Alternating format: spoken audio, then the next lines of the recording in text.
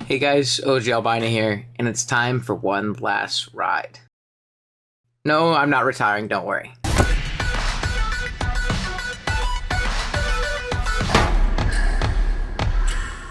I couldn't see myself not wasting hours a week on Pokemon Draft League.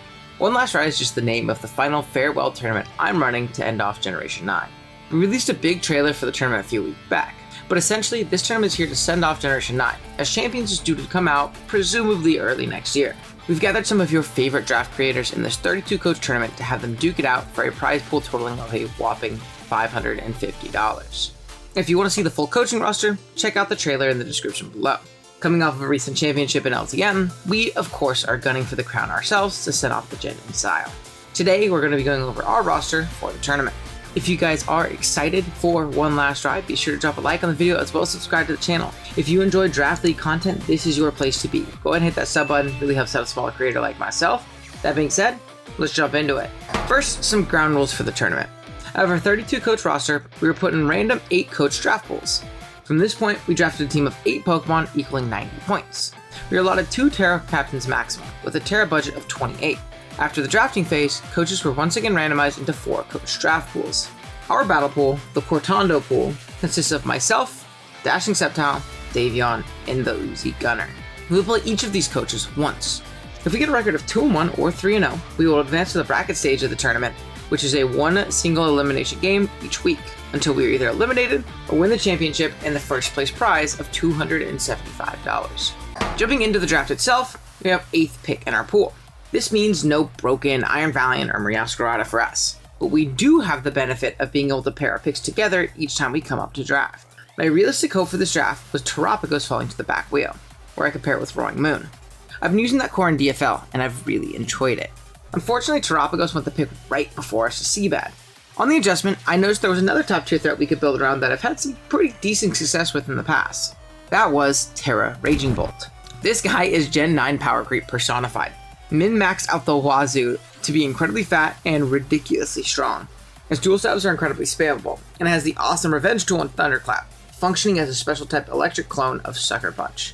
You can pair this with Calm Mind to boost energy, or be Assault Vest and become an unkillable tank. It being a Terra Captain accents these strengths even further, letting Bolt either flip defensive matchup on its head, or gain an additional stab and coverage move in Terra Blast.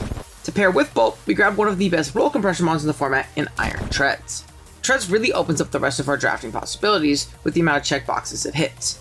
It gives us a great ground type, which can be few and far in between in Paldea decks, a great rapid spinner, which are even harder to find in the format, as well as a fairy resist, momentum grabber with Volt Switch, and Stealth Rocker.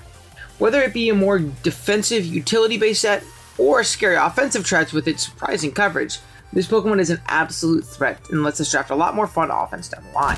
Coming to our next wheel, I identified the next important piece for our team was grabbing some much needed elite speed. Greninja fits that role perfectly. With its base 122 speed, it gives us a great revenge killer and great spiker. It has 2 incredible abilities, Protean for lead sets, looking to disrupt our opponents with changing of its typing, and Battle Bond to get a free boost in both of its attacks and its speed upon getting a KO, letting Grunt function as a win condition in its own right.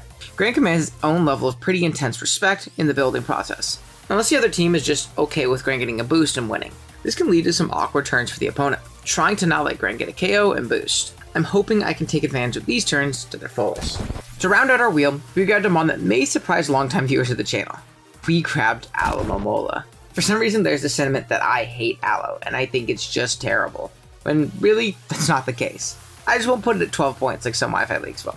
Aloe functions so well with Raging Bolt, and numerous successful Bolt teams in large tournaments like DPL and DCL feature an Aloe on it.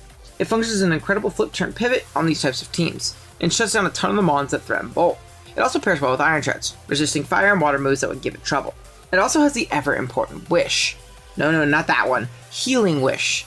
Healing Wish is probably my favorite move in Draft League. It's a move where the Pokemon using it KOs itself in exchange for the ability to heal a teammate completely to full HP.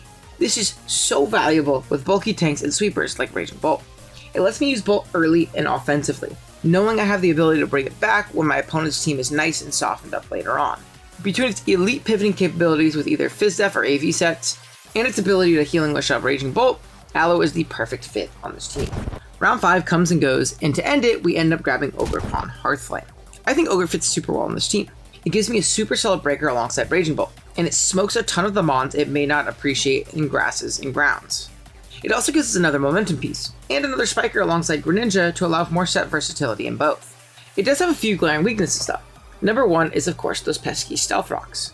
Ogerpon is a fire type that's item locked, meaning that it can't rock heavy duty boots to avoid rock chip.